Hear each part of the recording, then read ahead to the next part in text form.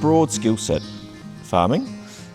You're a jack of all trades, master of none, or master of some, hopefully.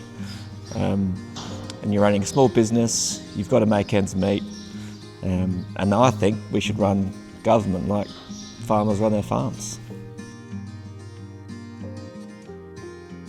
You are putting inputs into your soil not to maximise this year's crop, but to maximise the crop in 7 years' time. And so you need that long-term strategic thinking as well to be a successful farmer.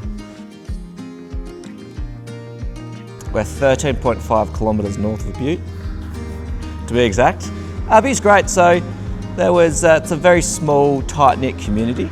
There was about 55 kids at primary school when I was going through there. I actually graduated year 7 with only 3 other boys, actually.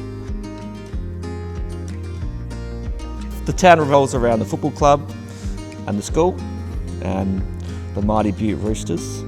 You know, for a town of about 250 people in the town and probably double that for the greater community, you know, everyone volunteers. I've always been interested in politics, but timing is important in this game. You know, I've got some political history in the family. My grandfather was a state MP and my uncle was a state MP as well.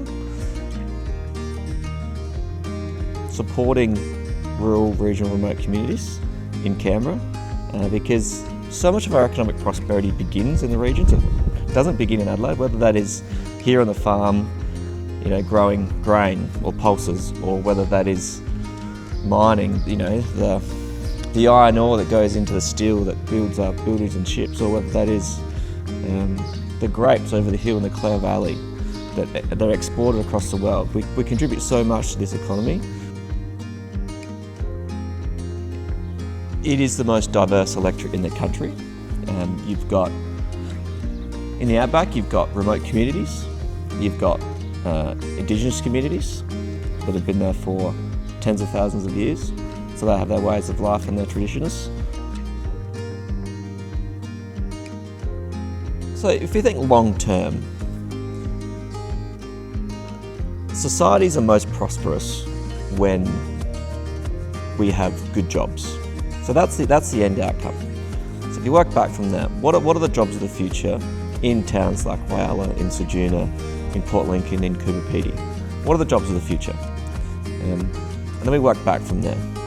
Now, as we said before, there is so much opportunity.